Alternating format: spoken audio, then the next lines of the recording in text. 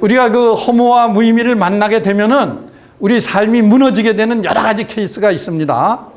그래서 본인도 그렇지만은 우리가 세상을 살아가면서 가장 두려운 사람은 이런 그 허무와 무의미 의식을 느끼면서 행동을 막 하는 사람들이야.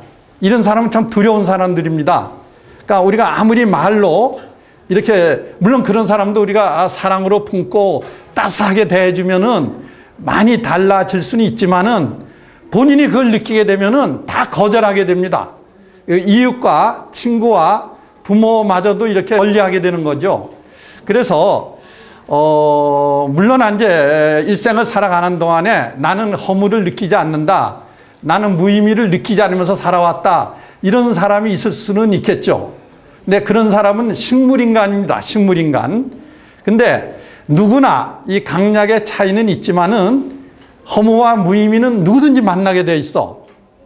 근데 그거를 우리가 지난 시간에도 얘기했지만은 니체는 그런 인생 한가운데 사막이라는 게 사막을 우리가 만나게 되면은 이걸 어떻게 통과하느냐, 이거를 어떻게 극복하느냐, 이게 참 중요한 건데, 인간으로의 길이라는 것은 허무와 무의미하고 만났을 때 우리 삶이 부서지지 않고 깨지지 않고 이것을 극복할 수 있는, 그게 인간으로의 길입니다.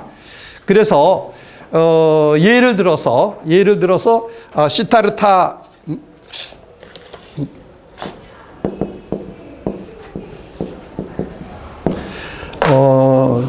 내가 공민의 길을 얘기할 때 유관순과 햄리트, 무슨 링컨, 간디, 마르크스 이런 사람 예를 들었습니다만은 인간의 길을 걸어간 사람의 예로서 이제 시타르타를 예를 드는데, 여기 이제 불교를 믿는 학생들은 선생님보다 더 시타르타에 대해서 잘 알고 있겠습니다만은 근본 이치는 이런 거죠. 시타르타는 카비라국의 왕자입니다. 카비라국의 왕자입니다. 그러니까 이 세상에 군주의 시대에 내가 왕자로 태어난다는 거, 공주로 태어난다는 것은 시민으로의 길에서는 굉장히 유리하죠. 이 길을 잘 걸어갈 수 있는 조건을 갖고 태어난다고 볼 수 있는 거지.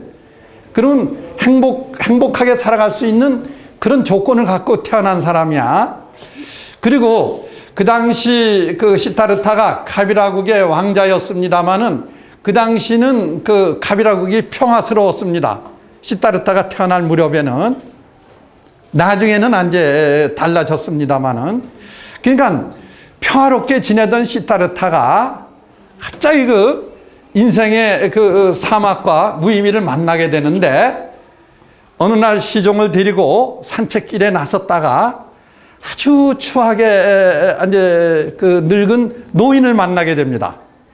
요즘에는 이제 의술이 발달해 가지고서 많이 자기의 성형수술을 하고 무슨 보톡스 주사도 맞고 이런 데지만은 여러 가지로 그 노인들도 모습이 여러 가지가 있습니다만은, 근데 시타르타가 본 그 노인 아주 쪼글박이 된 이런 노인이었던 모양이야.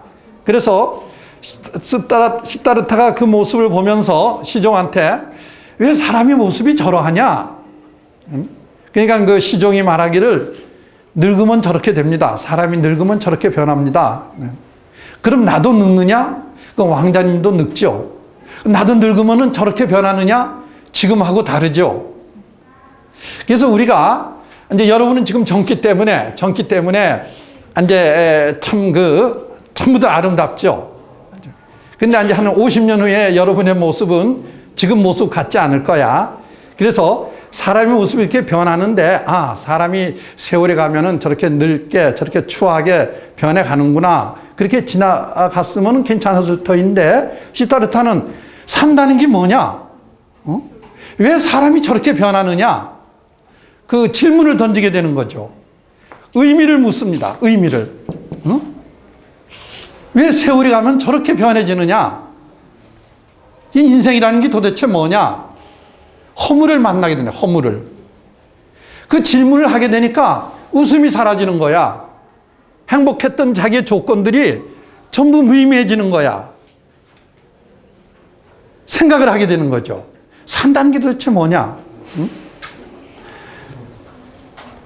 또 다른 날에 시종하고 산책을 하는 도중에 뭐 여러분 나보다 더 잘 알고 있는 학생도 있겠습니다만은 병들어 고통에 신음하는 사람을 보게 됩니다. 사람이 아프면 소리 지르게 돼 있죠. 여러분도 건강하고 선생님도 지금 건강하니까 지금 이렇게 가르치고 배우는 강의실을 만나고 있지만은 지금 이 순간에도 큰 병원에 중환자실에 응급실에 소리 아파서 그 신음소리를 내는 환자들이 지금 이 순간에도 뭐 숨을 끊는 사람도 있겠습니다만은 아파 놓으면은 고통에 참지 못하는 거죠. 어떤 선배 교수님이 이제 암에 걸려서 한번 문안을 간 적이 있는데 그 교수님이 그러시대. 너무 아프다는 거예요. 너무 아프대. 응? 관심이 없으면 나가도 괜찮아. 관심 이따 출소 부를 때 들어와. 응? 응?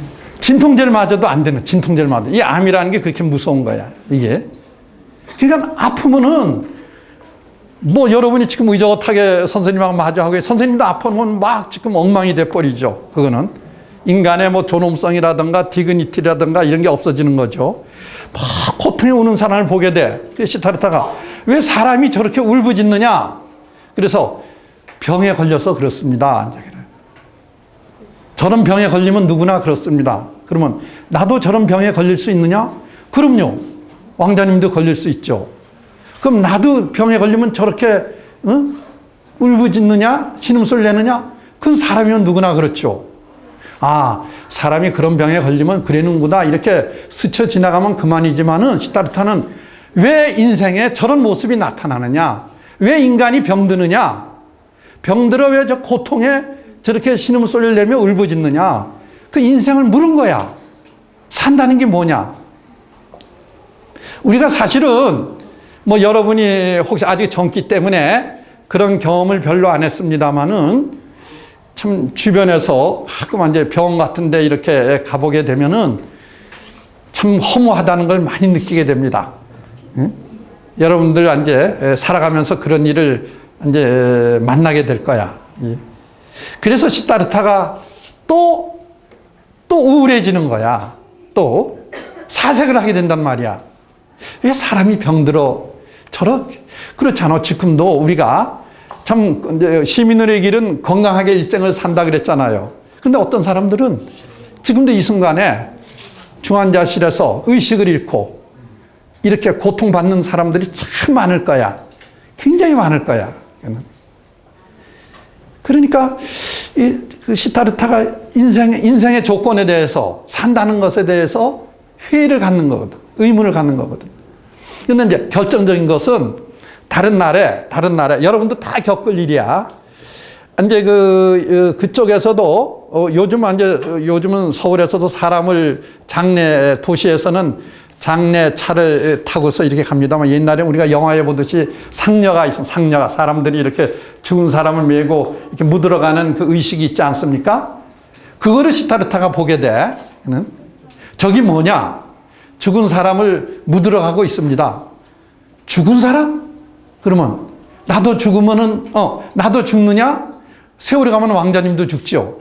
그럼 나도 죽으면 땅속에 묻히느냐? 그럼 왕자님도 땅속에 묻히죠. 그러니까 그게 결정적인 거야. 죽음이라는 거. 응? 결국 산다는 거는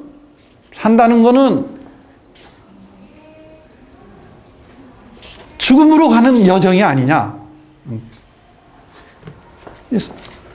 허물을 봅니다. 헛는 거. 응? 이거는 시타르타만이 느끼는 게 아니야.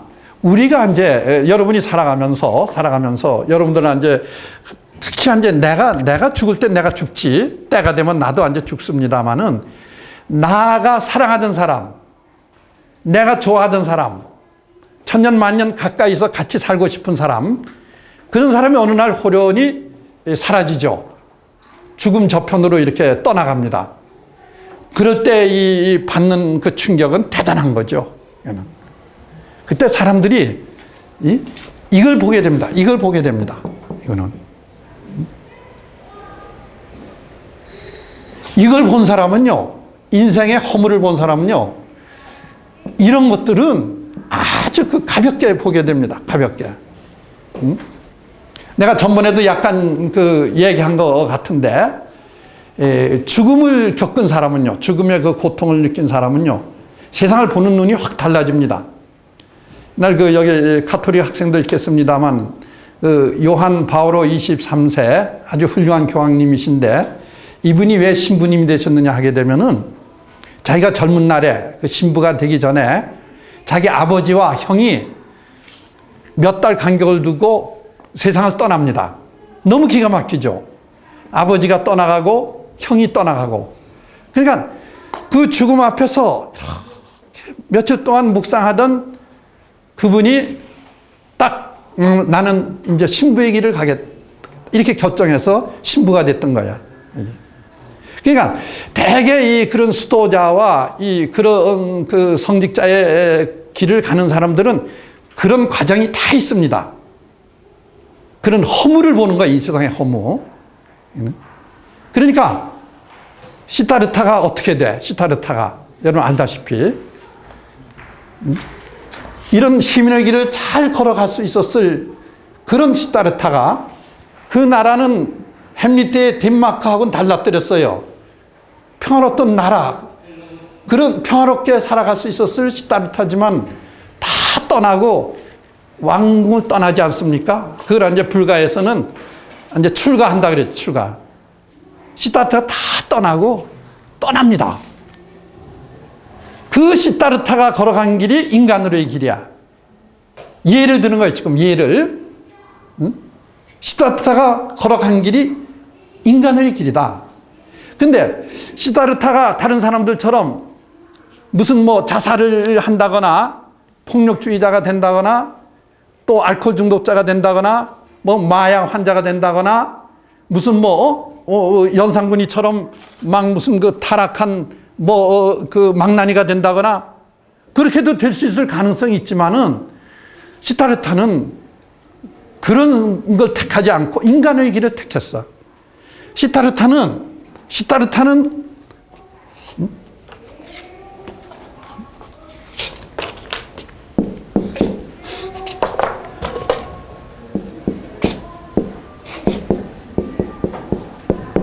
진실. 여기 이제 선생님 강의에 여기 키포인트인데 여기 이제 여러분이 요거는 여러분들 일생을 살아가면서 묵상해야 할 그 이제 선생님 강의에 이걸 듣고서도 계속 묵상해야 할 그런 주제인데 선생님이 봤을 때 시타르타는 진실은 존재라고도 부를 수 있고 진실한 세상이라도 말할 수 있고 진실한 흐름이라고도 말할 수 있는데 진실하고 만나게 됩니다.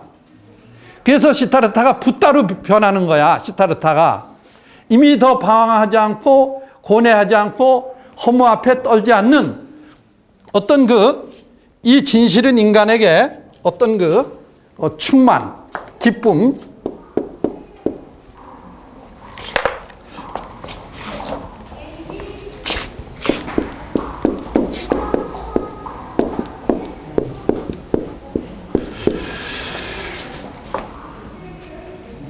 어떤 어떤 푸르름 이런 걸 줍니다. 이게. 그리고 이거는 사람으로 하여금 사랑과 어떤 평화 이런 거를 우리한테 선물을 해줘요. 그러니까 이거는 지금 선생님이 시타르타 얘기를 했습니다마는 이런 것이 아니라 이거는 어떤 신성한 그 현실, 신성.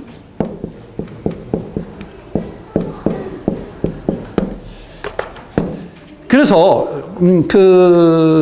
내가 이 불교 얘기를 하는 건 아니야. 그러니까 시타르타가 불교도 그 인간의 길을 우리에게 보여주는 거지. 그거는. 그러니까 그 붓다는 마음의 평화와 충만을 찾을 수가 있었다 이거야. 그래서 그는 인류의 스승의 모습을 나타나기도 하지만은 어거스틴, 우리가 이제 기독교의 큰 그 성인이신데 그분의 고백록이라는 책이 있습니다.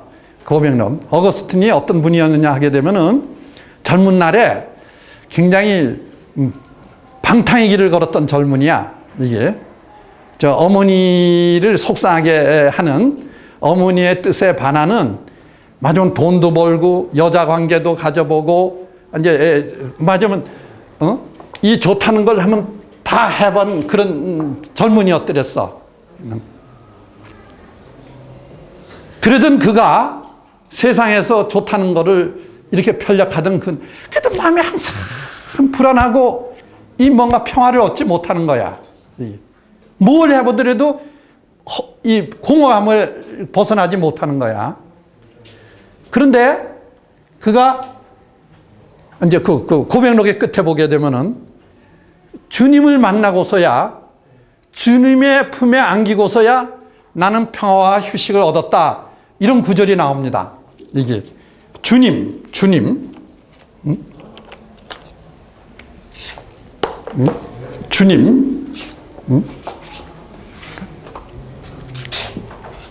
그래도 어떤,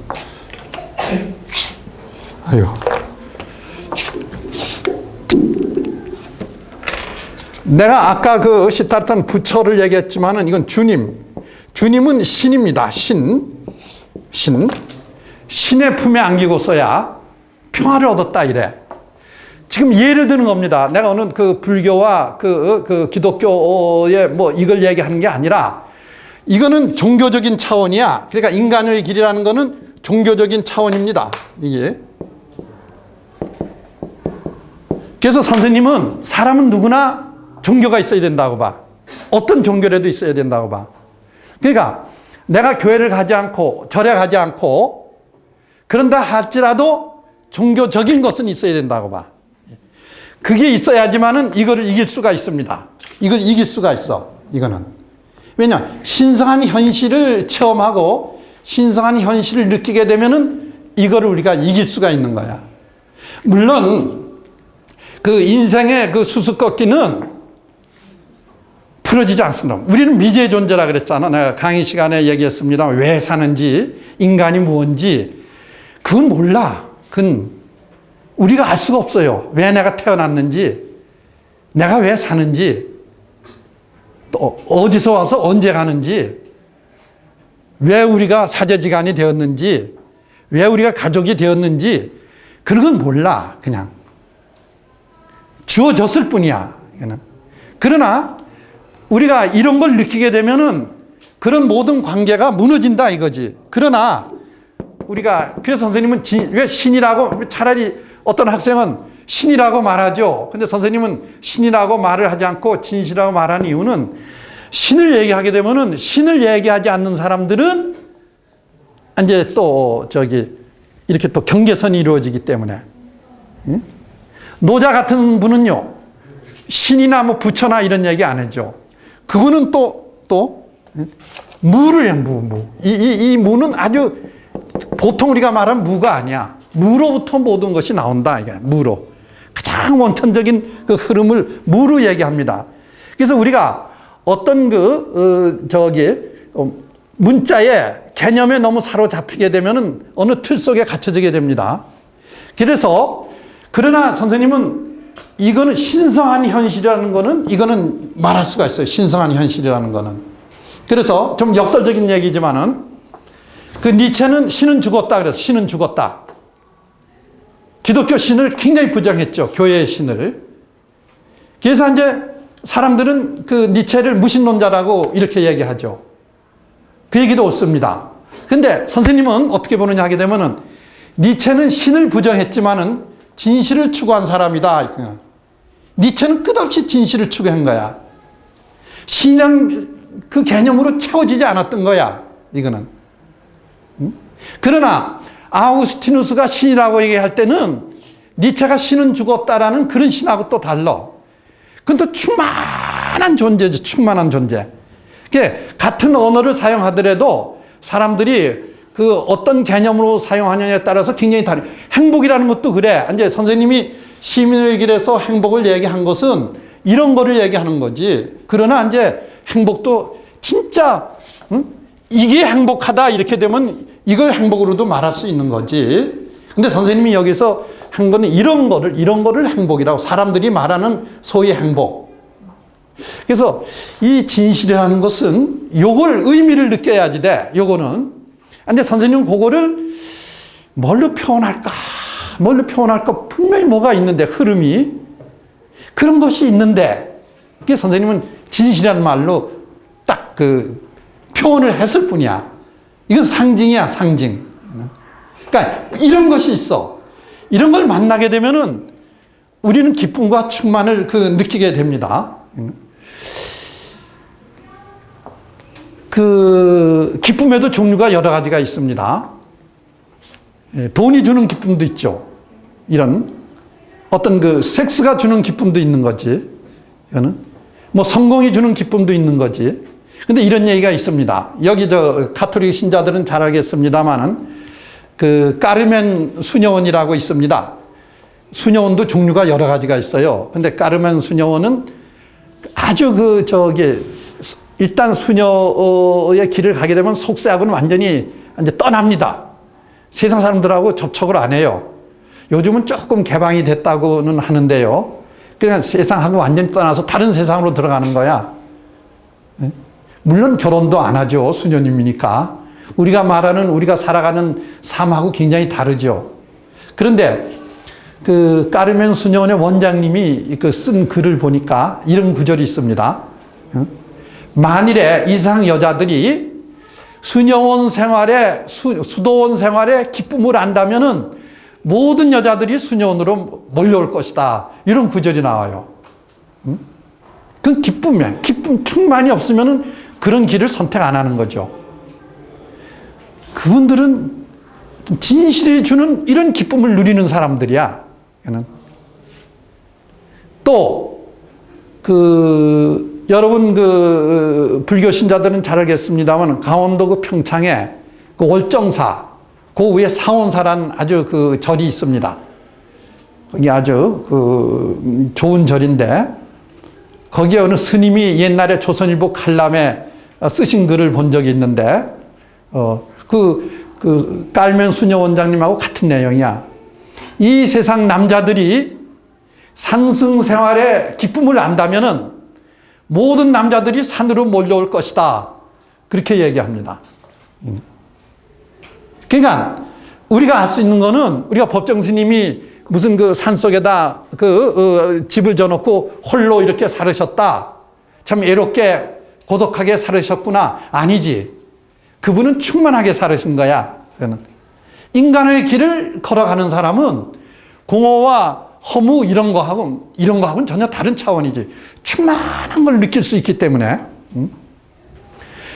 그런데 지금 내가 예를 든 거야. 인간의 길이라는 것이 어떤 것이다. 근데 이 진실을 누가 느끼게 되느냐. 내가 훌륭한 삶에 대해서 얘기했을 때 조금 시간에 쫓기기 때문에 선생님이 조금 빨리 진행을 하겠습니다만은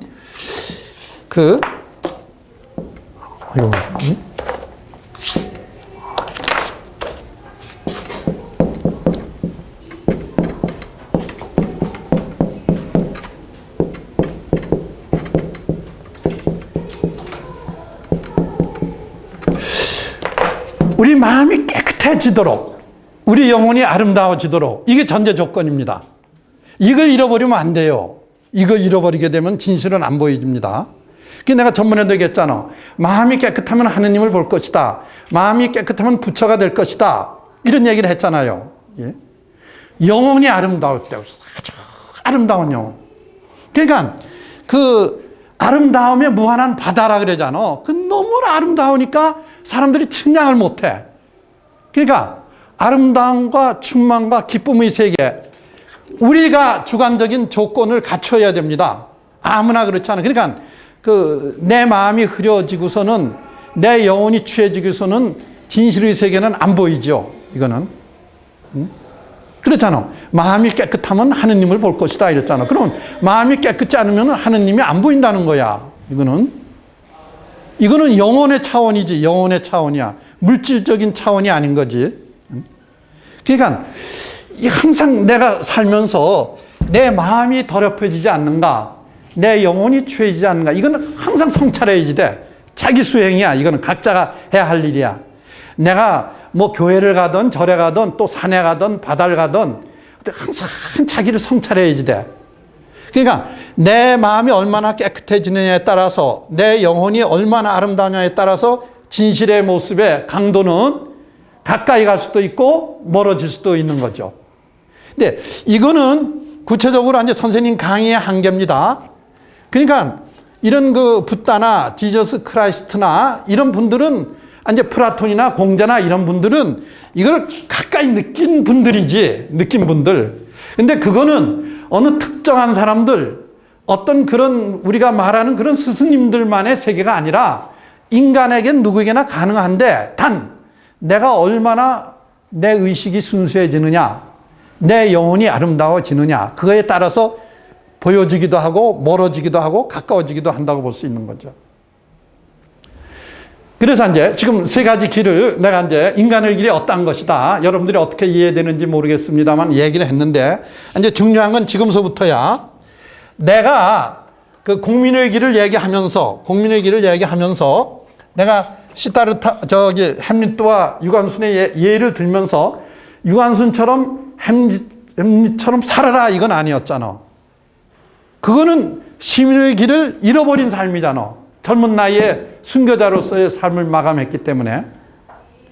그러나 그것이 우리 속에 살아있어야 된다. 이렇게 얘기를 했던 것처럼 여러분들 내가 이제 그런 뭐 시타르타 무슨 이제 신부 수녀님들 얘기를 했지만은 여러분들이 다 신부가 되라, 수녀가 되라, 스님이 되라.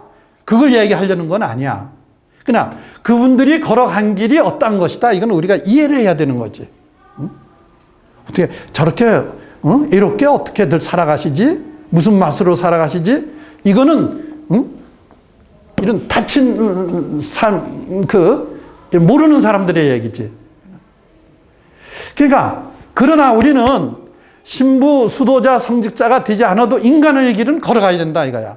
왜? 허무와 무의미를 이겨야 되기 때문에. 우리가 그 길은 걸어가야 된다 이거야. 그런데 우리는 이것도 중요하고 이것도 중요해. 이거는 이게를 이제 이봐. 내가 전번에 행복과 의의 갈등이 있다 그랬잖아. 이완용이는 행복을 택했고 유관순이는 의를 택했다 그랬잖아요. 또 물론 이거와 이거의 갈등도 있지만은 이거와 이거의 갈등도 있습니다.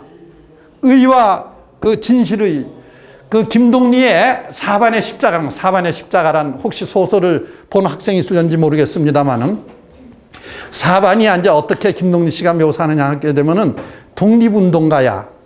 그 유대가 그 예수님이 태어난 그 유대는 로마의 식민지였더랬습니다.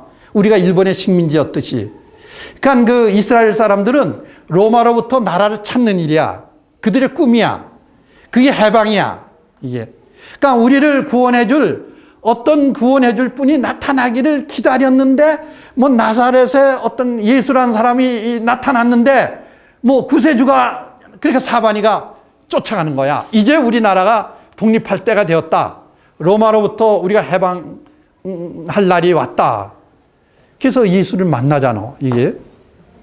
근데 예수님도 분명히 여러분 잘 알겠습니다만 그 나라와 그 의를 구한 너희는 먼저 그 나라와 그 의를 구하라 그랬어.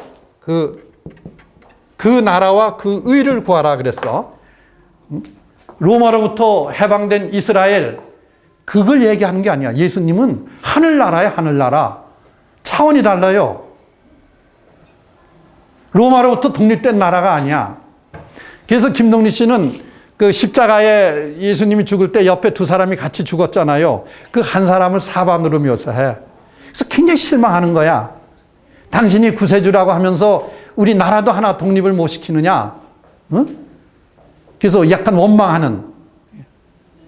예수님이란 존재는 진실의 세계를 추구한 사람, 진실의 세계를. 하늘나라를 추구한 사람이지. 어떤 단순히 또 다른 예가 많이 있어. 또 하나. 이런 의와 이제 그 진실의 갈등. 그 인도에는 20세기에 큰 인물이 두 분이 있는데 한 사람은 마하트마 간디고 한 사람은 라빈드라나드 타골이야. 아주 보통 시인이 아닙니다. 그러나 시성. 그리고 토인비는 간디가 20세기의 최고 훌륭한 인물이라고 그렇게 그렇게 평가한 인물이죠.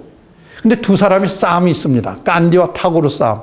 그걸 우리가 진리의 싸움이라 그래요. 진리의 싸움. 간디의 꿈은 영국으로부터 인도의 독립입니다. 우리 김구 선생님처럼 나라를 찾는 일이 그분이 절대 과제야, 희망이야. 이거는 물론 타골도 영국으로부터 나라 찾는 일에 무관심하지는 않았지만 그분의 추구하는 세계는 이런 거, 이런 이 세계를. 그러니까 어떻게 두 분이 싸우느냐 하게 되면은 아주 이게 타골이요, 간디가 하는 얘기 타골이요. 당신도 와서 물레를 돌려라. 그때 이제 저항 운동이 이제 나라 이제 그 물레를 돌리고 이랬는데 당신도 시를 쓰지 말고 와서 물레를 돌려라. 타고리더라 그럽니다. 나라 찾는 일에 동참하라. 타고리는 간디를 당신은 왜 그 정치라는 자그마한 배에 실려서 풍랑에 허덕이는 그런 차원의 삶을 사느냐.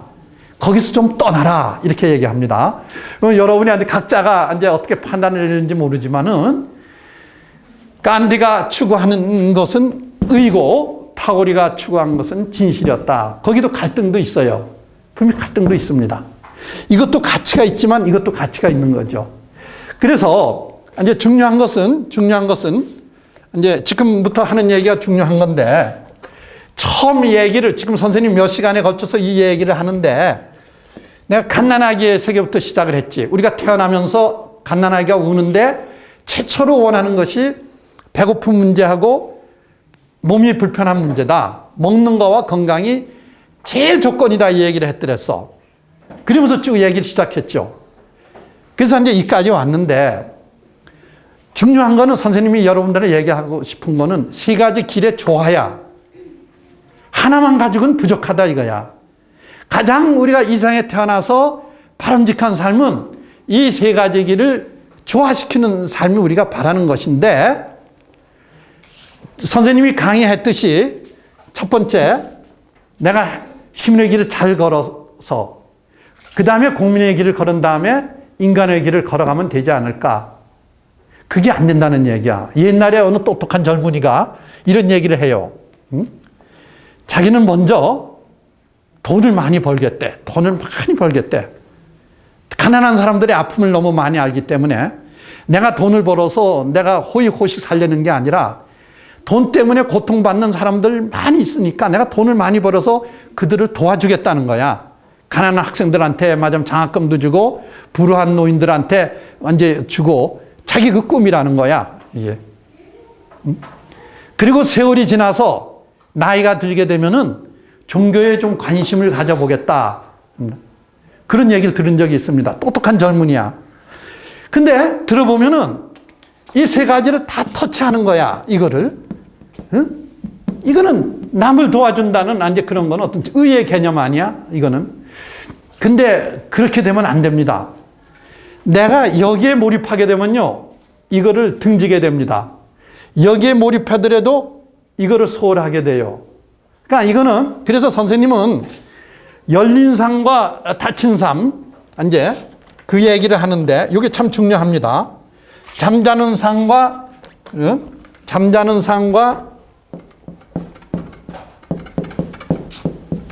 눈뜬 삶, 깨친 삶, 닫힌 삶과 열린 삶. 네. 우리가 세 가지 길을 조화시키기 위해서는 열린 삶, 깨쳐야 됩니다. 그냥 깨친다는 거는 의식이 눈을 뜬다는 거는 순서가 달라지는 거야. 이게 첫째가 아니라 순서가 거꾸로 되는 겁니다. 이게 첫째가 되는 겁니다. 이제 내가 세상을 볼 때 나는 인간의 길을 걷는 사람이 되어야 되겠다. 그러니까 이 세상에서 가장 중요한 것이 뭐냐? 진실을 추구하는 사람. 응? 내 인생의 중심가치, 근본가치, 그리고 정의, 더불어 사는 의로운 세상을 추구하면서 그러면서 행복을 추구하는, 내가 전번에 그런 얘기를 했죠. 의를 배경으로 하는 행복은 추하지 않다. 행복은 긍정될 수 있다 이랬잖아.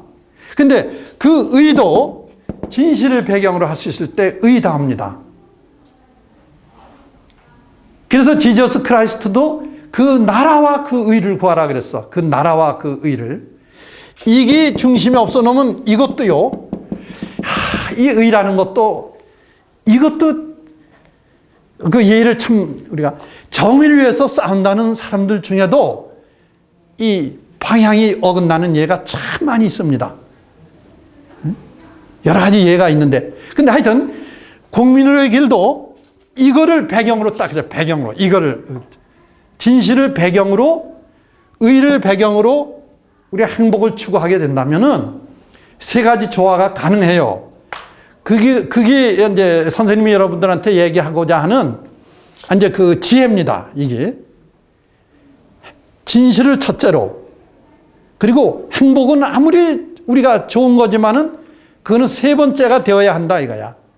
그러면 이 세 가지 조화가 가능해지는데, 우리가 전번에 그런 얘기 했죠. 선생님이 우리가 살아가면서 다 우리가 원하는 대로 되는 것은 아니다. 비극이라는 것도 있고 원치 않는 죽음의 상황이라는 것도 있다. 그래서 이 세 가지 길을 하나의 길도 걸어가긴 쉬운 일이 아닌데 이 세 가지 길을 조화시키는 일은 쉬운 일이 아니야. 근데 우리가 방향과 목표를 그렇게 정하자는 거야. 예를 들어서 우리가 유관순이 같은 경우는 이거를 잃어버렸잖아. 이거는 지저스 크라이스트도 사형 33살에 돌아가셨잖아. 예?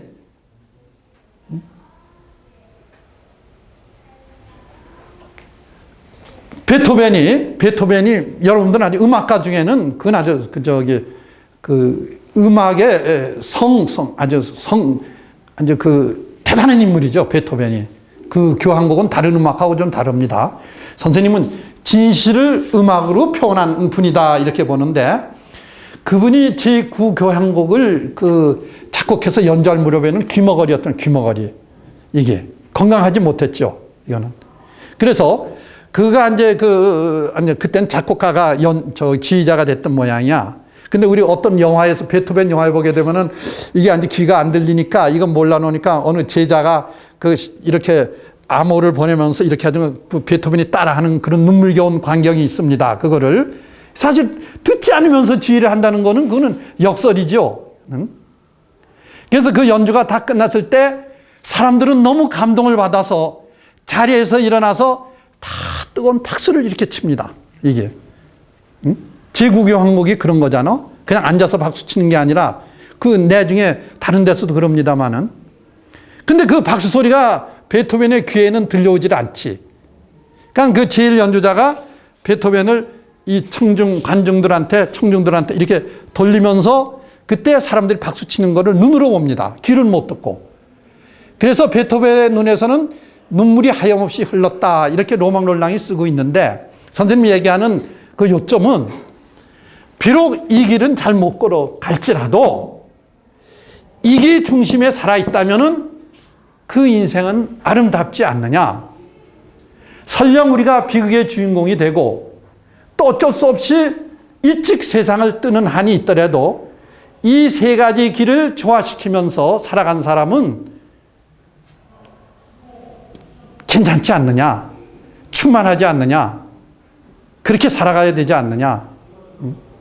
여기 이제 선생님이 이제 속도로 이렇게 해가지고 대강 끝났는데 조금 얘기가 선생님이 설명이 부족해가지고 여러분들한테 이게 어떻게 전달이 되었는지 몰라. 그래서 이건 여러분들이 묵상을 해야지 돼. 또 혹시 선생님 강의에 이해가 안 되고 의문이 되는 학생은 카페에다가 글을 올리면은 선생님이 좀 이해도 내가 들어서 내가 이걸 1시간 내에 끝나려고 하기 때문에 선생님이 조금 이제 얘기를 좀 속도를 좀 높였는데, 요걸 여러분들이 이건 지식이 아니야. 지혜야.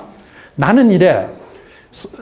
여러분만한 시절에 이거 선생님은 어느 교수님이 이런 강의를 해주는 교수가 있었더라면 내가 참 얼마나 좋아했을까. 굉장히 내가 고민했던 문제들이야. 이건 지금은 여러분들이 쉽게 이렇게 세 가지 길에 대해서 교수님이 이렇게 얘기하지만은 선생님은 이런 문제 때문에 굉장히 방황하고 이게 정리가 안 돼가지고 이렇게 그런 시절이 있었더랬어. 젊은 날에. 그래서 내가 이렇게 정리를 한 거야. 내 나름대로. 이게. 선생님의 얘기가 완전 할 수는 없을는지 모르지만은 어떤 의미 있는 얘기야.